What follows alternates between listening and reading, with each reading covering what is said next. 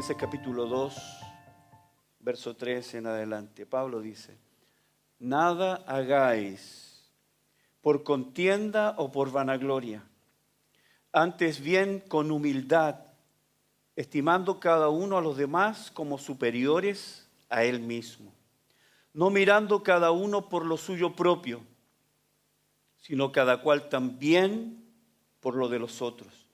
Haya pues en vosotros este sentir, literalmente quiere decir esta manera de pensar. Haya pues en vosotros esta manera de pensar que hubo también en Cristo Jesús, el cual, siendo en forma de Dios, no estimó el ser igual a Dios como cosa a que aferrarse, sino que se despojó a sí mismo, tomando forma de siervo, hecho semejante a los hombres, y estando en la condición de hombre, se humilló a sí mismo, haciéndose obediente hasta la muerte, y muerte de cruz. Por lo cual Dios también lo exaltó hasta lo sumo y le dio un nombre que es sobre todo nombre, para que en el nombre de Jesús se doble toda rodilla, de los que están en los cielos y en la tierra y debajo de la tierra, y toda lengua confiese que Jesucristo es el Señor, para la gloria de Dios Padre. Señor, esta mañana nuestra lengua confiesa que Jesús es el Señor. Todos en algún momento confesarán que Jesús es el Señor. Los que hoy se declaran ateos, un día reconocerán que Jesús es el Señor. Satanás y todos sus demonios, principados y potestades confesarán que Jesús es el Señor. Todo el universo confesará que Jesús es el Señor. Esta mañana tus hijos, tu pueblo, te adora y confiesa: tú eres el Señor. Te alabamos, te alabamos. Oh, te alabamos, Jesús. Bendito tu nombre. El Padre te ha dado un nombre que es sobre todo nombre. Esta mañana te adoramos. Bendice, Señor, estas palabras. Bendice este mensaje. Háblanos, enséñanos, corrígenos, Señor. Queremos oír tu voz preciosa. Queremos, Señor, ser ungidos esta mañana para oír tu voz. Que el mismo Espíritu que inspiró estas palabras descienda sobre nosotros y nos unja para oír y para vivir en esta verdad. Lo pido en el nombre de tu Hijo Jesús. Amén. Tome asiento.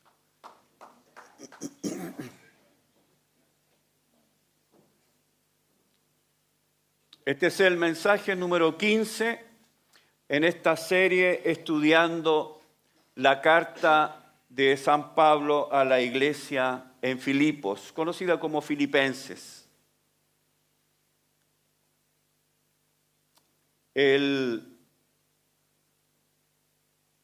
11 de diciembre del año 1936, por medio de un discurso radial que era lo que se acostumbraba en ese tiempo, quien era en esos momentos el rey Eduardo VIII, se comunicó con la nación y le informó su decisión de abdicar de su condición de rey. Que él dejaba voluntariamente su trono, su corona, la corona de Inglaterra, la corona que él mismo había recibido ese mismo año, 1936, en el mes de enero. La razón de su abdicación es que le era imposible, en su condición de rey, casarse con la mujer que él amaba. Eduardo VIII se había enamorado perdidamente de Wallis Simpson, una mujer estadounidense que ya había pasado por 2 divorcios anteriores.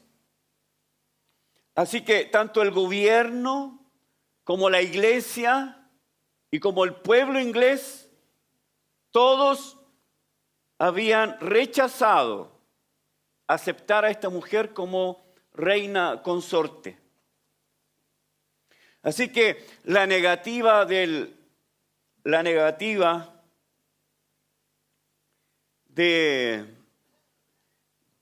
matrimonio, ¿no?, obligó a que Eduardo VIII finalmente abdicara y dejara su trono. Él abdicó en favor de su hermano, el rey Jorge VI, quien en años posteriores se convertiría en padre de Isabel II, que llegó a ser reina de Inglaterra, y quien fue la madre del actual rey Carlos III.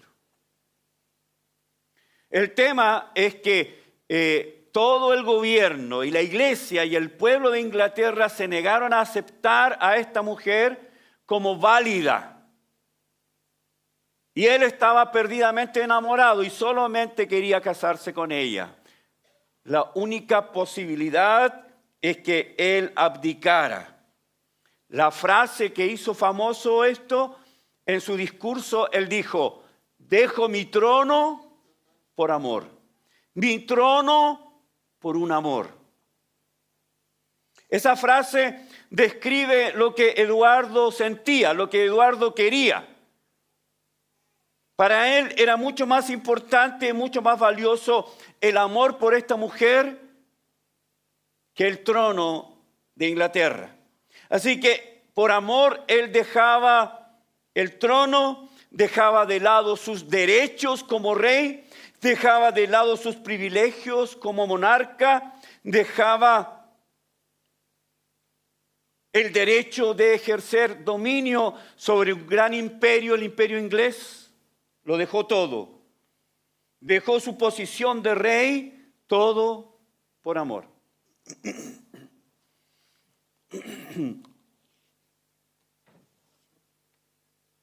En nuestro estudio entonces de la carta a los Filipenses, que hoy continuamos, recuerde que Pablo ha venido hablando de la necesidad de que la iglesia en Filipos, deme un segundo. Pablo ha venido hablando de la necesidad de la iglesia en Filipos entre en una conducta nueva. Pablo, recuerde que él está preso en Roma, está distante de la ciudad de Filipos, pero él ha escuchado la conducta de ciertos hermanos, él ha oído del comportamiento de la iglesia en general y él se ha dado cuenta que la iglesia está en peligro. Muchos estaban haciendo cosas en la iglesia, estaban trabajando por la iglesia, pero su afán, su propósito era su propia gloria. Dentro de la iglesia se estaban levantando grupos herméticos, sectarios, y había disputa entre hermanos y grupos. Pablo se da cuenta de esto, se da cuenta de lo peligroso que es para la iglesia que esto ocurra. Es por eso que él escribe esta carta para corregir este problema. Estos grupos herméticos, estos grupos sectarios, estos hermanos líderes que estaban buscando la gloria, que estaban buscando un lugar de preeminencia, que estaban buscando un lugar de honor para gloriarse personalmente, buscando la gloria propia, o como dice Pablo acá, la vanagloria. Pablo dice, esto no puede ser, esto no es correcto. Y escribe esta carta. Escribe esta carta con palabras poderosas. El verso 3 nos dice, nada hagan por contienda o por vanagloria. Entonces Pablo les va a indicar cuál es el camino. ¿Cuál es el camino que debe seguir cada miembro de la iglesia? ¿Cómo se llama? Humildad. Humildad. Y el gran ejemplo de humildad es el Señor Jesucristo. El mayor y mejor ejemplo de humildad está manifestado en la vida de Jesús, quien dejó, al igual que Eduardo VIII, su trono por amor. Dejó sus privilegios como Dios, dejó los privilegios que tenía, los derechos que poseía, para tomar forma humana y ayudar al ser humano caído. En nuestro estudio de Filipenses hemos dividido desde el verso 3 hasta el 8 en estas 3 secciones. La primera es la definición de la mente de Cristo, versos 3 y 4. Se define la mente de Cristo. ¿Cuál es la mente de Cristo? Nada por contienda, vanagloria, con humildad, estimando a los otros como mayores, más importantes. El otro es más importante, el otro es más valioso, el otro. Esa es la mente de Cristo.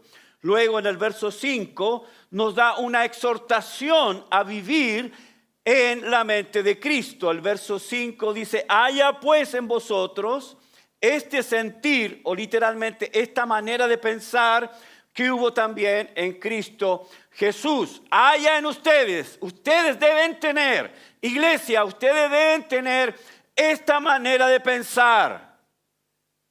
No deben de pensar de ustedes mismos como superiores, mayores, más grandes, como los discípulos. Hablando entre ellos de quién sería el mayor en el reino de los cielos. ¿Quién ocuparía un lugar más importante en el reino de los cielos? Y el verso, o del verso 6 al 8, es una ilustración de la mente de Cristo. Y aquí estamos, en lo que yo he denominado el descenso de Cristo. Notamos acá en estos versículos un descenso de Cristo. Primero, lo vimos la vez anterior, el verso 6, que Cristo renunció a su derecho de vivir como Dios. Él renunció a su derecho de vivir como Dios. Número 2, verso 7, la primera parte. Cristo renunció a su derecho de actuar como Dios. La tercera parte. Cristo renunció a su derecho de parecerse a Dios. Verso 7, la segunda parte. Y número 4. Renunció a su derecho del trato como divino, ser tratado como alguien divino. Verso 8. Eso es lo que es el bosquejo de estos versos. Entonces tenemos la mente de Cristo, una exhortación a vivir en la mente de Cristo. Y número 3, una ilustración de la mente de Cristo, donde vemos la renuncia, el descenso de Cristo. ¿Ok? Vamos a leer el verso 7, que es el versículo que vamos a meditar esta mañana. Verso 7. Filipenses capítulo 2, verso 7. Sino que se despojó a sí mismo, tomando forma de siervo, hecho semejante a los hombres. El descenso de Cristo. Hay un descenso de Cristo y este descenso es en beneficio de la raza humana. Y este descenso continúa con la renuncia del Señor Jesucristo de actuar como Dios. Ahora, dijimos la vez pasada en nuestro estudio de la carta a los Filipenses que esta porción se ha convertido y es una de las más contundentes declaraciones bíblicas de la deidad de Cristo. ¿Ok? De que Cristo es Dios, Jesús es Dios. Es la más contundente que encontramos en la Biblia y al mismo tiempo una de las más complejas también. Estas palabras que Pablo usa son consideradas por muchos como un himno o un poema, o tal vez ambos. Era un himno que la iglesia primitiva, la iglesia naciente cantaba. Y esto es una señal indudable de lo que era la música en la iglesia en sus primeros años. Veníamos en el auto con Adriana escuchando una radio cristiana y había una canción y que se repetía el estribillo, el coro una y otra vez, una y otra vez, y una y otra vez, y una y otra vez. Y era tan poca letra, tan poco contenido, que resultó insulso, hermanos. Le dije a la Adriana, ¿y cómo se llama la canción?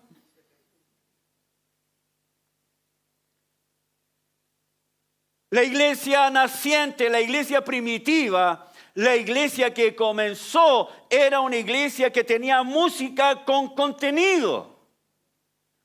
Era doctrina cantada. Era doctrina con música. Y hermanos, es una de las formas, si ustedes quieren aprender de memoria, a propósito del discipulado que tienen que aprender versículos de memoria, canten los versículos, póngale música. Póngale música, maestro. Es una de las maneras mejores de aprender versículos de memoria. Y eso es lo que hacía la iglesia. Lutero, Calvino, ellos dijeron que la reforma no iba a estar completa si la iglesia no tenía la Biblia en su propio idioma y un himnario para cantar. Porque hasta ese tiempo de la reforma, la iglesia solamente cantaba los sacerdotes y el pueblo observaba. Lutero dijo, el pueblo tiene derecho a cantarle a su Dios. Hermanos, la iglesia tenía música, letra, contenido, doctrina. Así que, hermanos, esto es un himno que la iglesia primitiva cantaba. Y aquí encontramos términos que son profundos.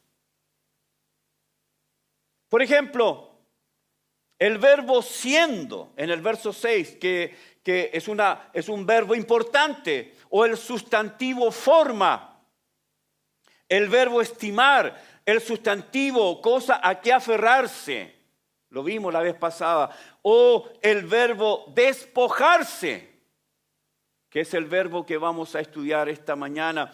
Entonces son palabras con contenido, no son livianas, son profundas.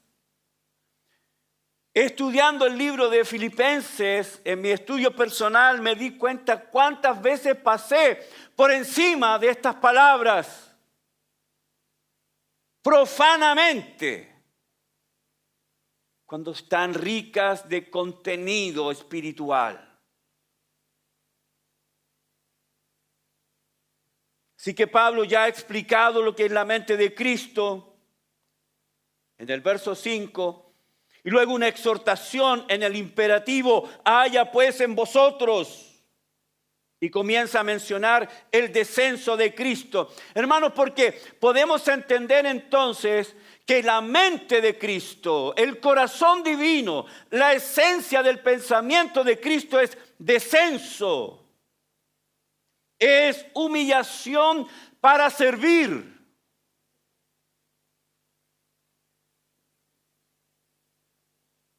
Muy diferente al corazón de los filipenses que estaban buscando su propia gloria, que estaban buscando un lugar dentro de la iglesia, un cargo, una responsabilidad para decir, aquí estoy yo. Hermanos, en las iglesias, lamentablemente, esto se da, y lamentablemente se da muy comúnmente. Muy diferente al corazón, a la mente de Cristo. Los filipenses querían un lugar de preeminencia. Oye, pero sí, lo que pasaba con estas dos mujeres en el capítulo 4. En el capítulo 4, estas dos mujeres, Evodia y Síntique, que habían servido, que eran mujeres entregadas a la obra, pero ahora estaban en esa pugna. ¿Quién era mayor? ¿Quién era mejor? ¿Quién tenía más peso en la iglesia? Oh, ¿cuántas veces hemos visto esto? Este triste espectáculo en la iglesia de Jesucristo. Buscando un lugar de preeminencia para brillar, aquí estoy. Cuando el Señor nos enseña que el camino es la humildad. Es el camino, la humildad. Él es el gran ejemplo.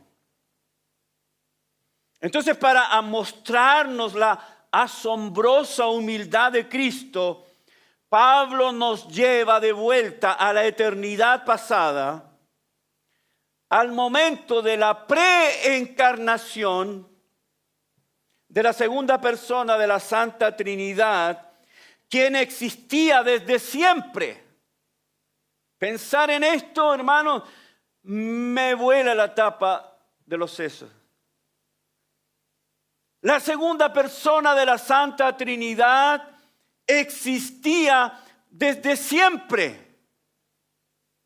Nunca ha habido un momento en la historia de la eternidad en que Dios no haya sido Dios. Y no habrá nunca un momento en que Dios deje de ser Dios. Nuestros conceptos humanos, nuestras ideas humanas giran en torno a un principio y a un fin. Hoy tenemos salud, mañana no tenemos, se terminó la salud. Hace algunos años no tenía diabetes, ahora sí tengo. Se terminó los pasteles y chocolates, en teoría. Ficción. Nuestra propia vida tiene un principio y tiene un fin. Las cosas que tenemos, las cosas que nos rodean, tienen un principio y tienen un fin. Nuestro concepto, nuestra idea, nuestra mente está formateada para entender que algo inicia y termina. Pero nuestro Dios nunca ha tenido un principio, nunca tendrá un fin. Maravilloso. Maravilloso, Dios eterno. Nunca ha tenido un principio, nunca tendrá un fin. La segunda persona de la Trinidad existía desde siempre. No fue creado. Consustancial con el Padre, es decir, la misma sustancia, la misma esencia. Iguales en esencia, la Trinidad compartiendo una hermosa y perfecta comunión desde siempre. Y desde ese ambiente perfecto el Hijo escoge descender al mundo de los humanos para vestirse como humano y llevar a cabo la obra de redención. Hermanos, maravilloso. Quien desciende al mundo de los hombres es Dios. Alguien dijo que la cosa más maravillosa que ha ocurrido en la historia de la humanidad es que el hombre pisó la luna.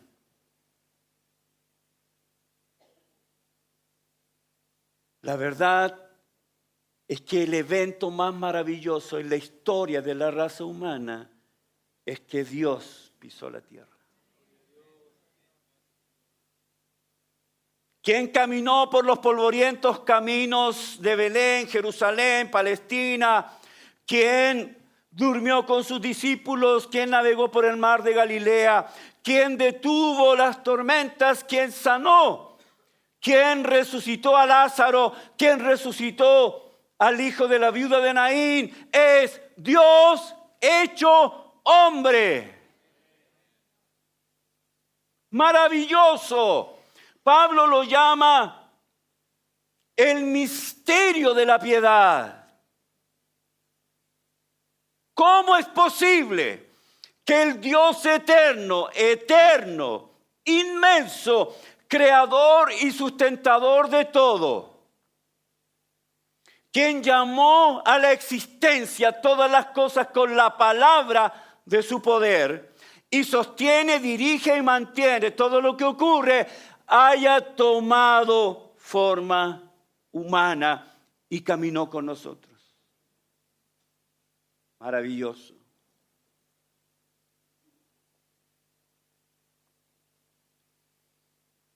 Entonces, quien desciende al mundo de los hombres es Dios.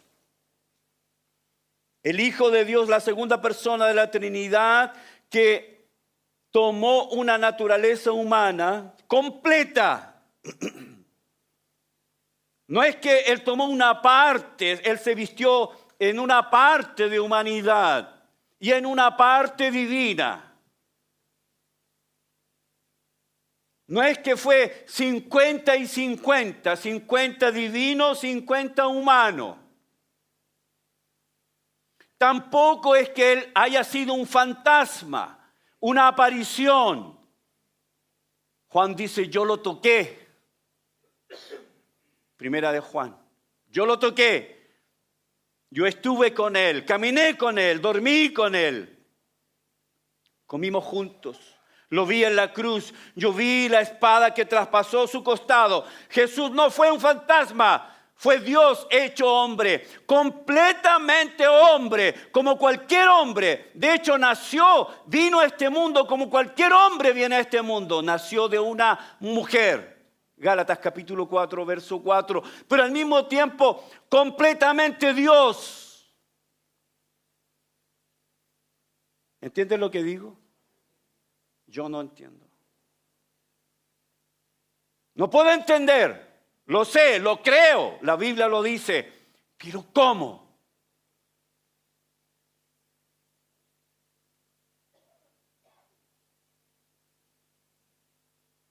Jesucristo viene a este mundo siendo lo que Él es, Dios. No es Dios y hombre. No es Dios y hombre. Es Dios hombre. No es una parte de Dios y una parte humana. Es todo Dios. Y es todo hombre. Eso se llama el concepto teantrópico. Teantrópico. Tean de Dios y trópico hombre. Dios, hombre. Él desciende, Él toma forma humana, nace en Belén, tal cual lo dijo Miqueas, el profeta Miqueas, capítulo 5, verso 2. Y tú, Belén Efrata, pequeña para estar en las familias de Israel, de ti en Belén. Y el Dios de la gloria, el Dios de la inmensidad, el Dios de la eternidad, el Dios que hizo todo, toma forma humana y nace en un pesebre. No nace en un hotel. Antiguamente, tal vez César sabe eso, la gente nacía en casas, en las casas. Yo creo que todos hemos nacido en un hospital, por lo menos. Jesús nació en un pesebre, un lugar destinado a los animales. El Dios infinito, eterno, inmutable, tomó forma humana y vino a este mundo como Dios, hombre. desciende, descendió. En cambio, hermanos, tenemos acá algo que ocurre en el corazón de la criatura. Mientras tanto, Dios, que es Dios y está allá arriba en la inmensidad, en la gloria, nada le falta, todo lo tiene.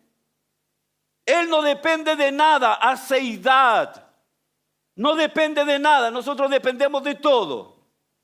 Él no depende de nada. Él toma forma humana porque desciende, enseñándonos que el camino es descender. Pero el hombre, la criatura, quiere ascender. Acompáñame a Isaías 14. Profecía de Isaías, capítulo 14.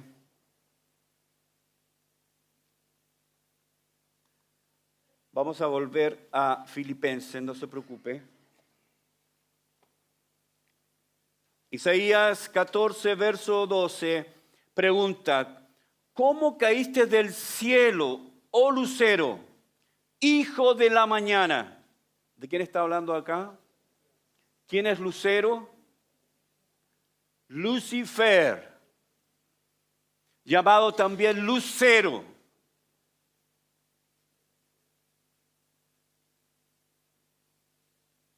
¿Por qué se llama lucero?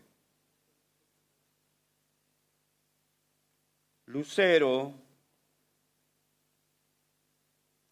el que refleja la luz. A Venus le llamamos el lucero de la tarde. ¿Ok? Lucero, pregunta: ¿cómo caíste?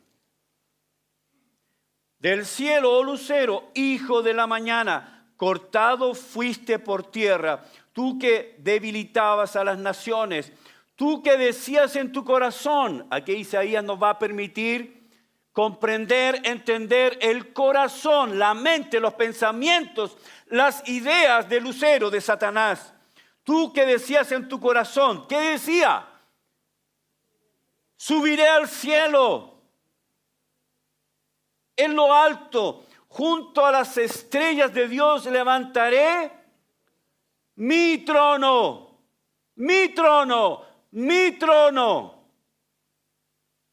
Y en el monte del testimonio me sentaré a los lados del norte. Sobre las alturas de las nubes subiré y seré semejante al Altísimo. La criatura quiere subir, la criatura quiere ascender. La criatura, por su parte, comenzando con esta rebelión cósmica en el cielo, Satanás queriendo usurpar un lugar que no le corresponde. Seré igual al Altísimo. Recuerda la tentación a Adán y Eva: coman del fruto, coman, no hay problema, serán como dioses. ¿Qué pasó en la torre de Babel? Génesis 11. Hagámonos esta torre, lleguemos al cielo y hagámonos un nombre, lleguemos allá, seamos alguien. La criatura está en nuestro corazón. ¿Cuántos de ustedes tienen corazón? Está en el ADN de todos nosotros. Yo quiero la gloria. Yo quiero la gloria. Yo quiero un lugar de reconocimiento. Quiero que me amen, quiero que me tiren flores. Como dijo Sócrates: yo sé que todo el mundo me ama, pero van a esperar a que me muera para decirlo. Hermanos, la criatura quiere la gloria. Satanás, Adán, los hijos de Caín. Y así, los faraones eran directos descendientes del dios Ra. Los reyes, emperadores, Calígula se creía Dios, pedía, demandaba que lo trataran como Dios. Alejandro Magno en algún momento se creyó Dios. ¿Por qué? Porque la criatura, hermanos, la criatura, nosotros que somos polvo, queremos ser Dios. Y de alguna manera lo somos, porque cuando le decimos a Dios, yo quiero hacer mi voluntad, estamos usurpando el lugar de Dios. Yo quiero hacer lo que yo quiero y no tienes que meterte en mi vida. Soy autónomo, soy independiente. Quiero hacer lo que yo quiero hacer y punto. Es una manifestación de la criatura queriendo ser Dios. Iguales a Dios.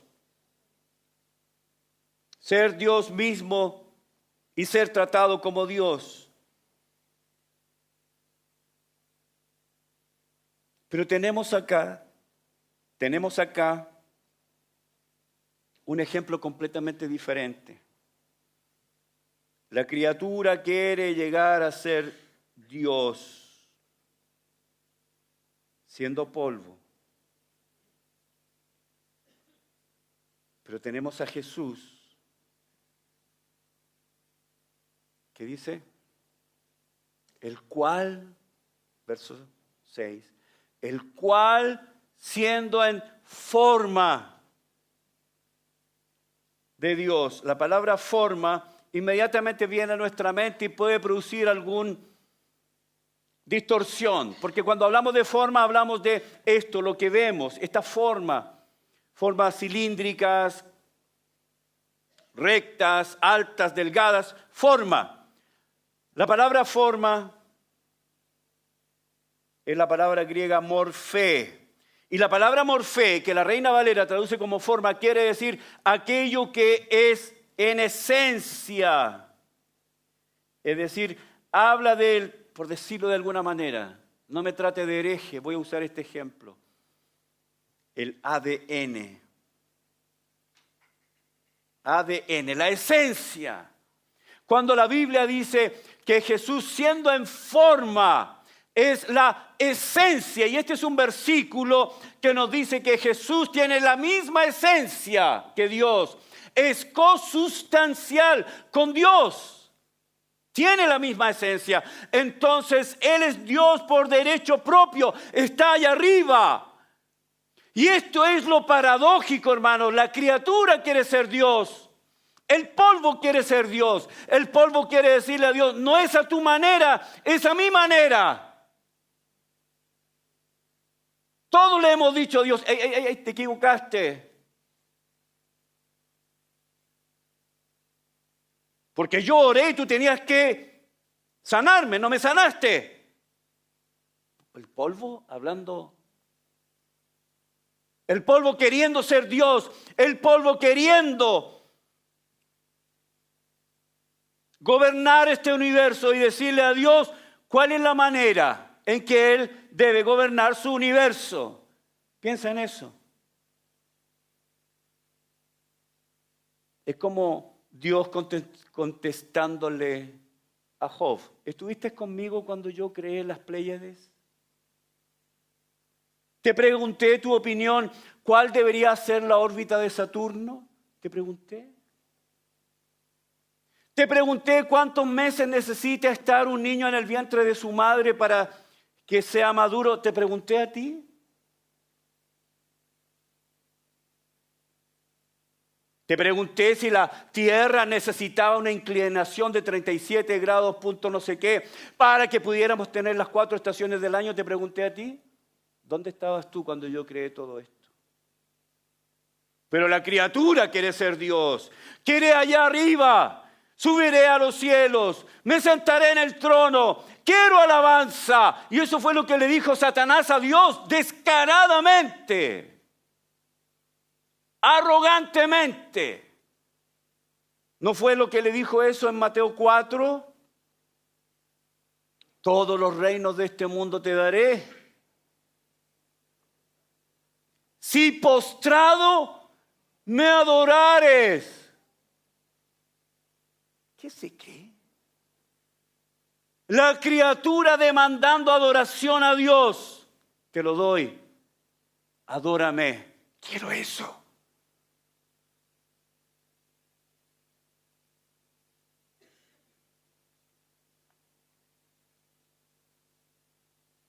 Él siendo en forma, morfé, esencia, Dios mismo.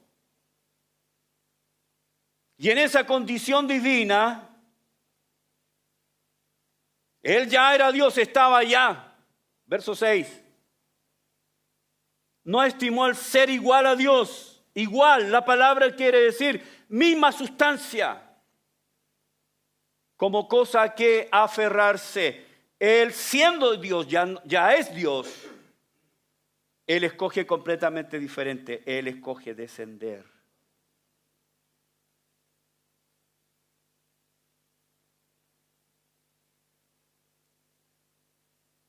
Y luego dice que Él no consideró esa condición de ser Dios como cosa a que aferrarse. ¿Qué quiere decir eso?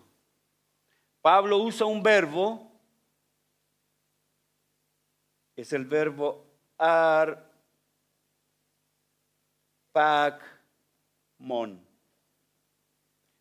Arpakmon. Un zarpazo. Se puede traducir. Zarpazo.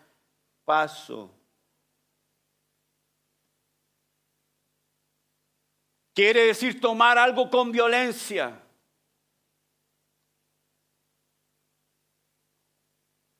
Creo que con Z, ¿no? Bueno, soy polvo. Un zarpazo, tomar algo por violencia. Usurpar ilícitamente o aferrarse a algo. Escuchen, el Señor Jesús, siendo Dios,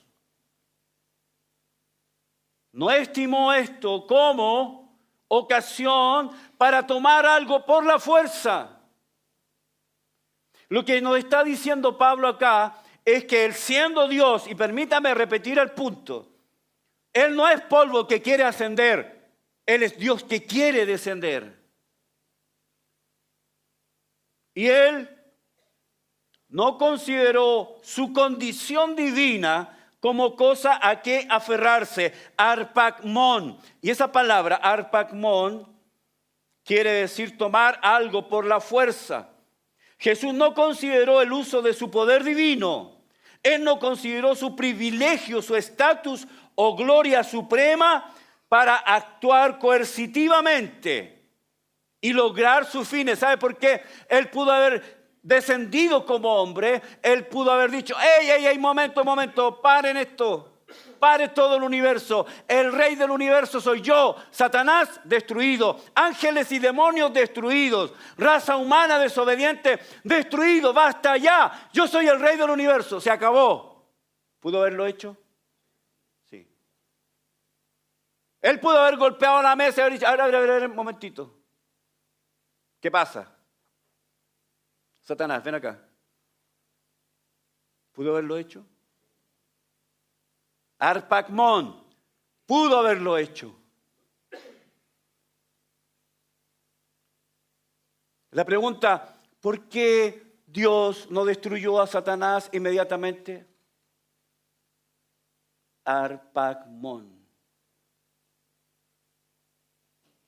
No consideró como cosa a que aferrarse.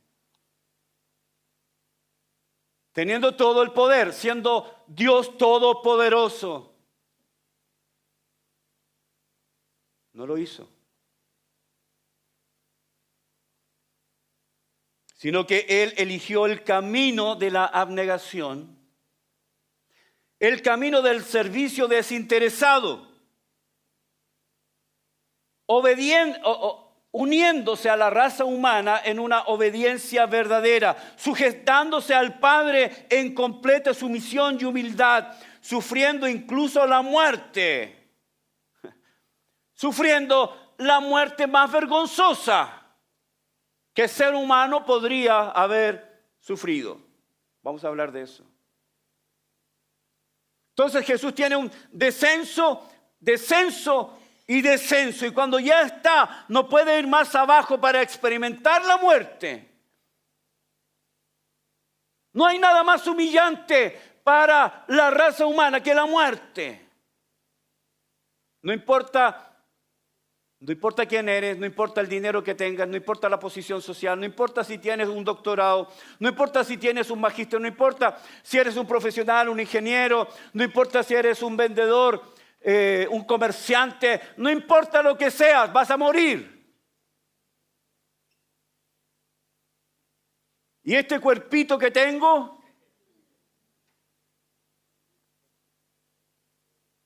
se va a podrir. ¿Sí o no? ¿Sí o no? Tanto que se arreglan, se la van a comer los gusanos.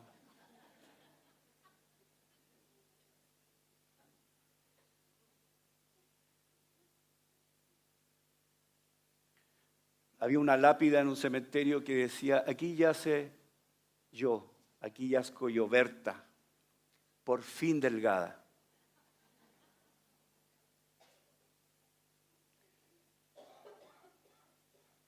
Él no consideró el ser igual a Dios como cosa que aferrarse,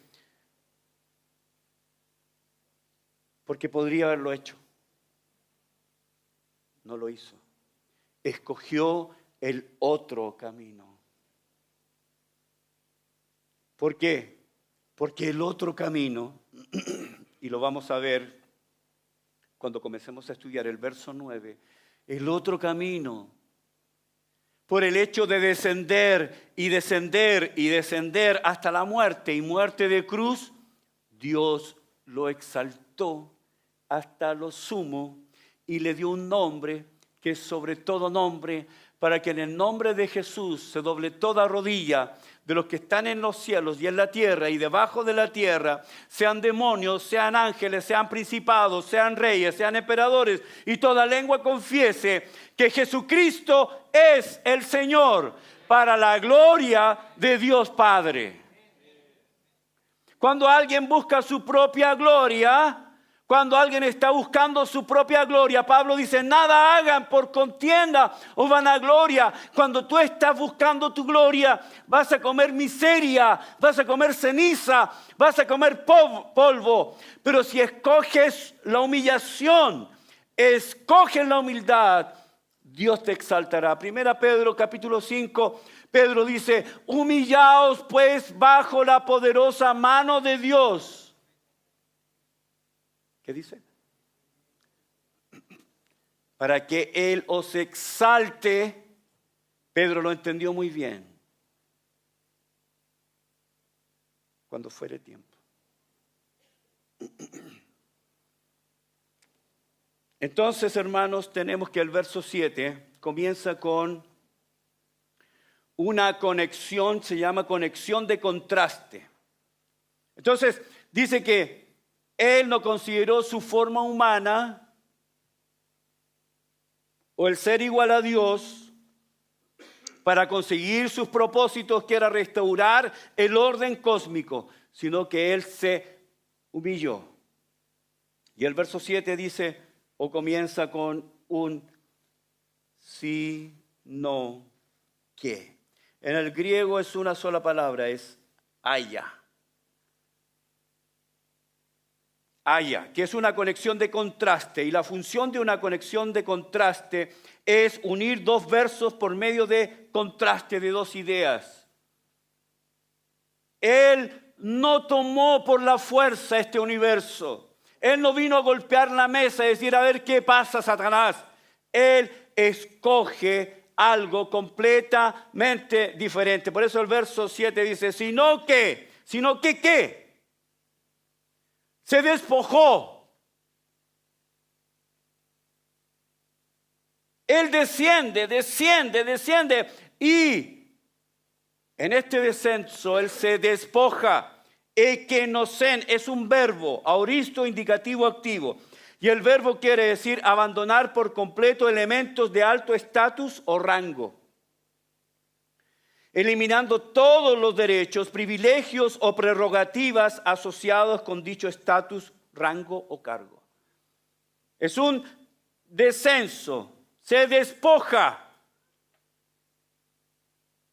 Ahora, pongamos atención a la construcción gramatical, aoristo, indicativo, activo. Los quiero aburrir con gramática griega esta mañana. Este verbo ekenosen proviene de la palabra kenosis.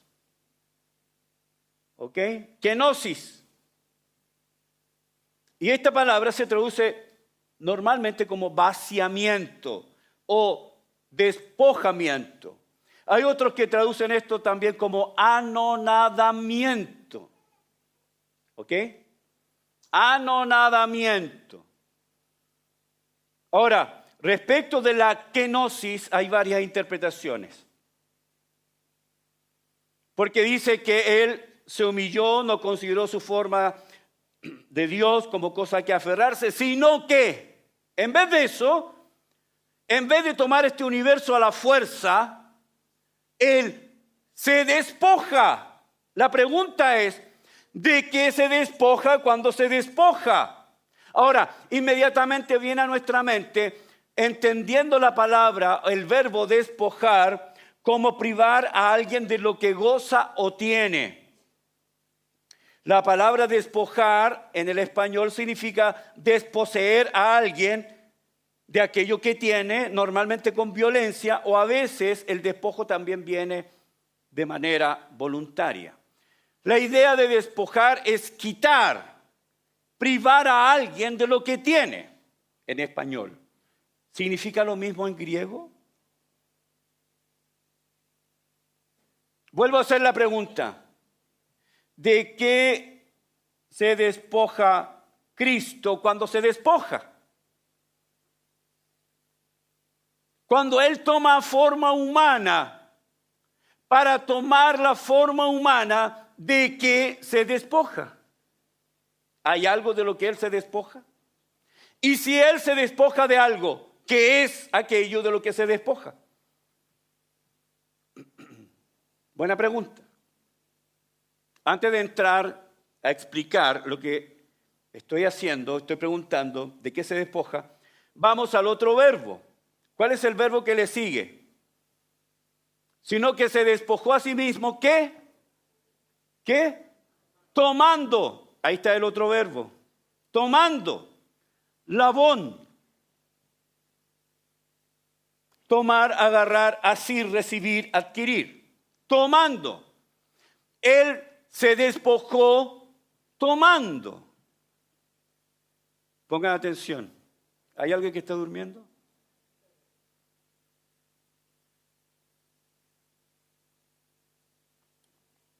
Bueno, aquí viene la parte más aburrida. Tenemos dos verbos, si ustedes se fijaron. El primer verbo está en el aoristo indicativo activo.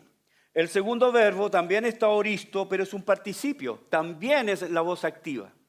Entonces, hermanos, tenemos dos aoristos. Uno en indicativo activo y el otro es un participio activo.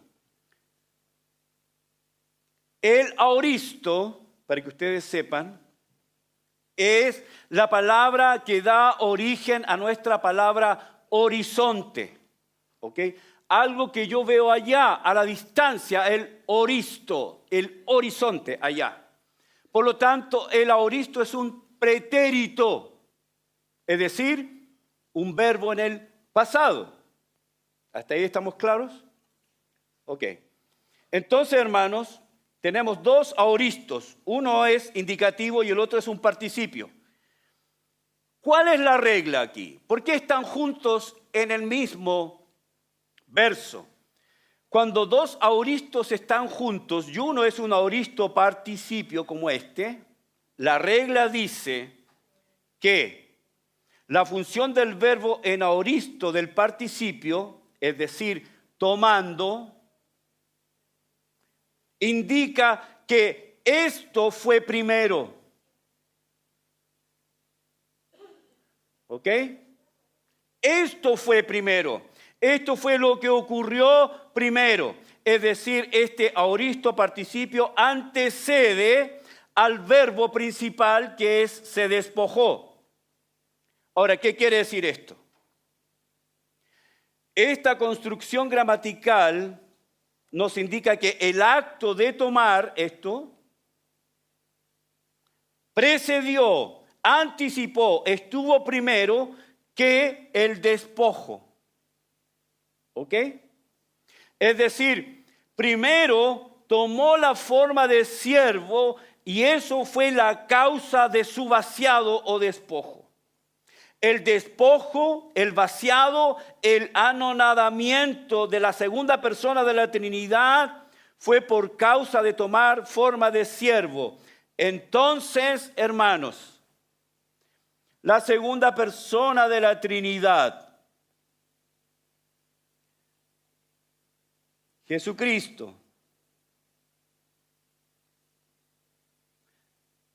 la segunda persona de la Trinidad, preexistente, consustancial con Dios, la misma esencia, viviendo eternamente en comunión perfecta con el Padre y con el Espíritu, decide tomar forma humana y se viste de humanidad,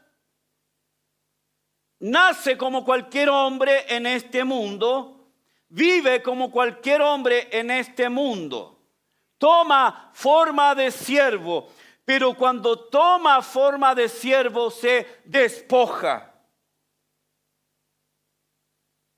Una buena traducción sería, se vació a sí mismo habiendo tomado la forma de siervo o de un esclavo. Entonces entendemos, hermanos, que el despojo de Cristo, y esto es el punto, el despojo de Cristo no es que Él deja algo, sino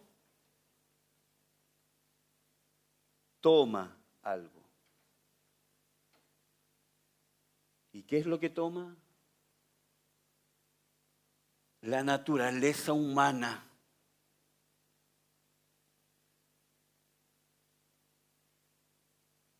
Él toma forma humana, Él no deja algo, Él toma algo.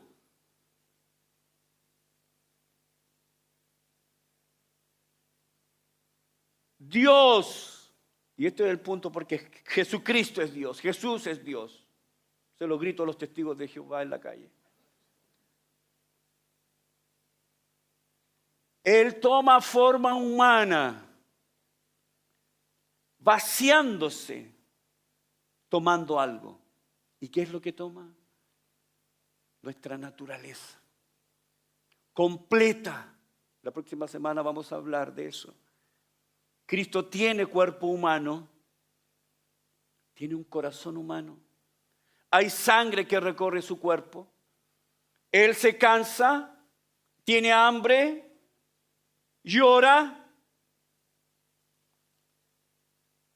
lamenta la muerte de sus amigos, consuela, se siente traicionado. Cuando mira a Pedro, cuando Pedro está diciendo, no lo conozco, no me vinculen con él porque no lo conozco, y Pedro queda así y Jesús lo mira. Pedro, me vas a traicionar. ¿Cuánto duele una traición? A veces súper espiritualizamos a Jesús. No, es que Él es Dios. Es humano. Cuando Él sufre, sufre como humano. Cuando Él va a la cruz, va como un hombre. ¿Qué es lo que deja? ¿Qué es lo que abandona? ¿Qué es lo que Él, o de lo que se vacía cuando se vacía? El hecho de tomar la forma humana, Él se despoja. Y aquí tenemos algo muy interesante.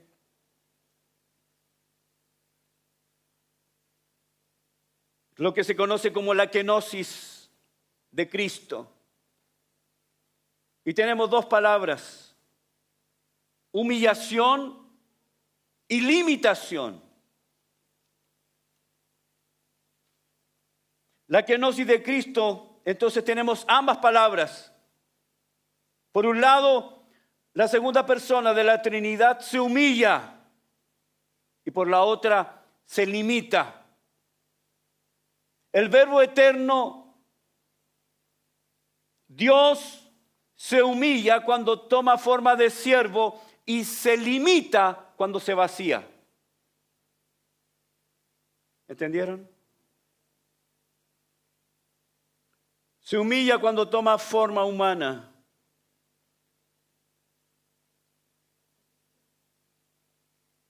Y se vacía, o se limita, cuando se vacía. Ese vaciamiento, entonces, hermanos, de que habla es que cuando Él toma forma humana y se humilla, al mismo tiempo se limita. Entonces, cuando Jesús nace en este mundo, nace como cualquier hombre, Gálatas 4:4, nace de María, nace como cualquier hombre, Él toma forma humana, completamente humano, completamente divino. No es que Él, y ese es el tema con la palabra despojo, ¿no? No es que Él haya dejado en el cielo sus atributos divinos. Eso es lo que se conoce como la teoría kenótica. Y la teoría kenótica dice que cuando Jesús se hizo hombre, Él dejó en el cielo los atributos de su esencia divina, es decir, aquellos atributos que llamamos atributos omni. Omnisciencia, omnipresencia y omnipotencia.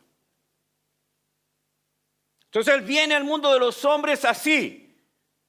Dios, claro, pero un Dios limitado. No con esos atributos de la esencia divina, que son los atributos omni. Omnisciencia, omnipresencia, omnipotencia. Él los dejó en el cielo, los dejó allá. Entonces desciende, porque eso es lo que enseña la teoría kenótica, que Él viene al mundo de los hombres para ser completamente hombre. Y dejó esos atributos en el cielo. Ahora,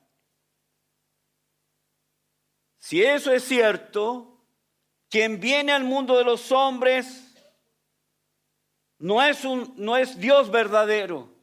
Es un Dios diluido, un Dios atenuado, minimizado, incompleto, desprovisto de los atributos esenciales del ser divino. Un Dios de segunda clase. Si Él hubiera dejado sus atributos, y quiero decirle, Él no dejó sus atributos, se limitó, que es diferente. Los limitó. Cada vez que Él hizo un milagro, no lo hizo para sí mismo. Satanás lo tentó. Si tiene hambre, Mateo 4, si tienes hambre, entonces di que estas piedras se conviertan en pan y ya, tú eres Dios.